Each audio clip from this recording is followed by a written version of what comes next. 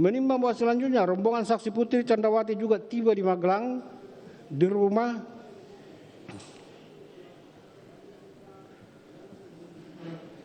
menimbang bahwa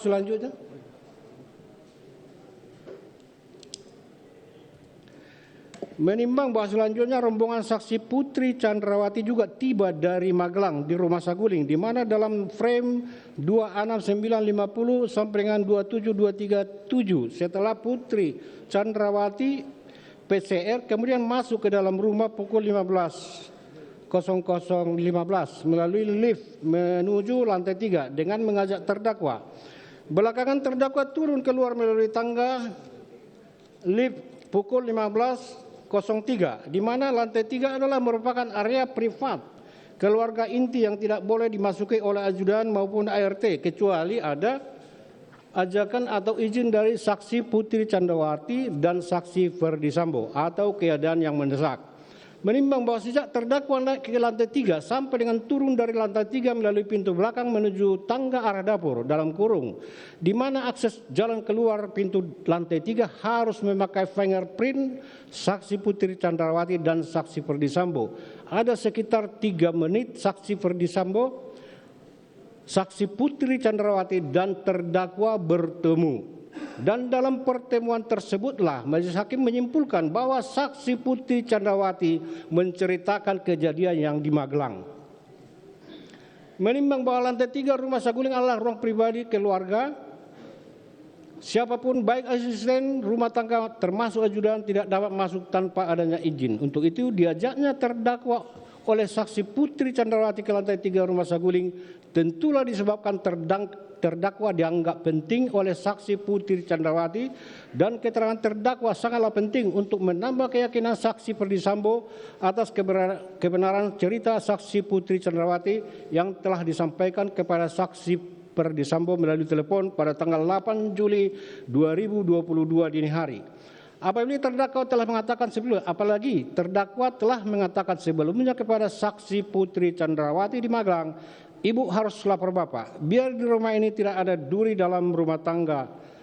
Bahkan terdakwa telah mengejar korban Yosua dengan menggunakan pisau. Menimbang bahwa selanjutnya ketika saksi Beni Ali, saksi Susanto Haris, saksi Ridwan Soplanit, saksi Rifaizal Sumual maupun saksi Sula Ambo di Duren 3, terdakwa menyampaikan, saya di atas, saya mau menutup pintu saat terjadi ledakan, saya takut dan saya tiarap. Jawaban mana ternyata adalah bagian dari skenario yang selaras dengan skenario yang disampaikan oleh saksi Richard Eliezer, saksi Ricky Rizal maupun saksi Putri Chandrawati. Untuk itu tentulah jawaban garis miring skenario yang disampaikan sesaat setelah kejadian sudah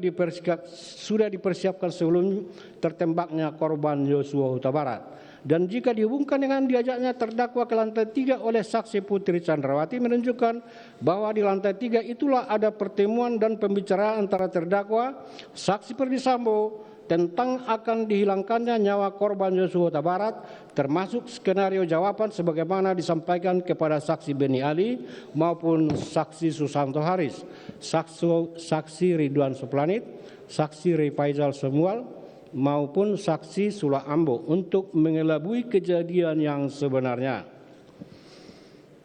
Menimbang bahwa selanjutnya berdasarkan keterangan saksi Putri Chandrawati di ruang tengah lantai 3 rumah Jalan Saguling telah menceritakan kepada saksi Ferdi Sambo suaminya secara detail adanya pelecehan yang dilakukan korban Yosua Huta Barat termasuk bantingan 3 kali yang dilakukan sehingga mengakibatkan saksi Putri Chandrawati tertunduk bersandar di keranjang pakaian kotor sehingga saksi Ferdi Sambo selaku suami mendengar cerita saksi Putri Chandrawati disertai dengan tangisan sangat terguncang, emosi, marah, geram serta mengepalkan tangan serta menangis tidak dapat mengerti mengapa korban Yosua Huta Barat yang notabene adalah ajudan sendiri dapat melakukan perbuatan demikian rupa kepada saksi Putri Chandrawati dihubungkan dengan keterangan saksi Beni Ali dan Susanto Haris ketika berada di rumah Saguling sesaat setelah